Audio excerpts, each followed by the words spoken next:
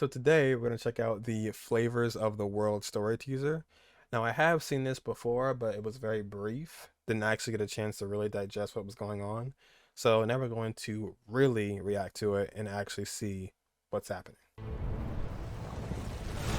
Marchosius, god of the stove, born from a spark when stone struck stone. He was a god with a great love for humanity and their well-being. Okay. Millennia ago, the people sought to expand their city. They built a dwelling on the plains and called it the Gwali Assembly. The stove god cared greatly for the people, turning himself into minions who went into every home, fostering food and solidarity alike. Alas, their home was taken by a flood. The waters ravaged the Gwali Assembly and forced the people back south to Liyue Harbor. Oh, okay. I didn't notice that last time. Though the distance was not far, the journey was plagued by a terrible storm. For a dozen days, the Adepti stayed by their side. During this time, the stove god cooked an ancient delicacy, flatbread with a meat sauce to stave off the cold and damp, fit for those on the move. So he could cook? Guess that makes sense. Centuries later, disaster and plague arose once more. The stove god would appear no longer, for he placed all of his power into the land itself to quell the calamities. His power expended, and his wits greatly reduced. Thus his body decreased in size. By the time he parted ways with us, he wasn't even the height of a human. Oh, I didn't realize he was huge. He told Rex Lapis and I of the dishes that bring joy and of the secrets of the flame, then went into the mountains and entered into a long slumber.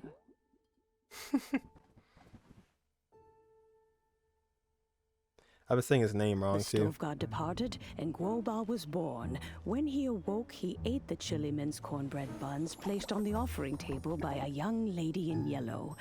Though he did not remember the past, he was profoundly moved and decided to follow this young lady thereafter. So cute. The stove god had quietly disappeared, but the vendors rose early to hawk their wares. People went out to buy goods, lit their stoves, and cooked food, just as they had done every day for as long as they could remember. In Liyue, things have always been this way. Is he riding on top of Ashtaha? Nature provides, the mountains rejoice. We are blessed by heaven's good grace. Years have gone by. The world has transformed, but our way of life survives. I didn't even see Hugh Tao up there.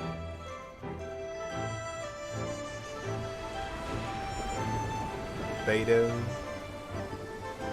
Fame and fortune is only a season. It is the moment that we should embrace.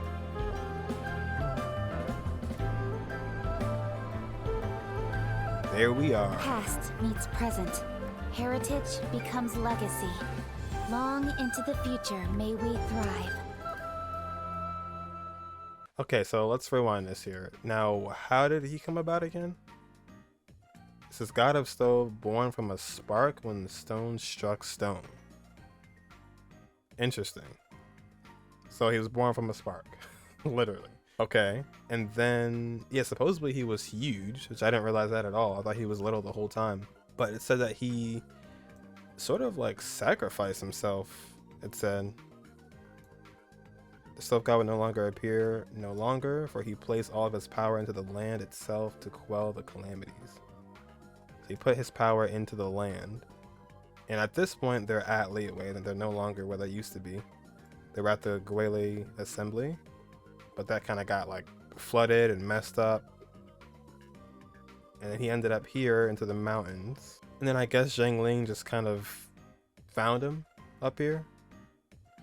And then gave him the spicy bread, and then ever since then, he's just been like her ally. But yeah, Guoba is like, he's not as simple as you thought he'd be. But yeah, I wonder how Xiangling approached him, and I like how she found him when she was like super little. Like, that is so funny. But yeah, and then after that, they stayed in Liyue. And Xiangling and Guoba were one. Not one, actually, but they stick together, and Liyue became like a much better place. Or I think Liyue was always the same, she said. But now Guoba was like part of it, you know? You got Ganyu and Yanfei working on law stuff. But yeah, there's a lot that I didn't notice compared to watching it the first time. This is actually insane. I might have to go back and check out some of the events, because I think Guoba was actually going around by himself. Like, he was like his own, you know, like now all I know Guoba as is someone that you throw, you know, when you're Xiangling. But I think he was doing his own thing and cooking stuff, and you know, I think he was like, he had a whole event. So might have to go back and check out the actual gameplay of the event and whatnot to see how that really went down. But overall, the trailer is really cool, and I really like Guoba a lot, even more now. I would have had no idea that he was a god and, you know, the stove god and all that type of stuff.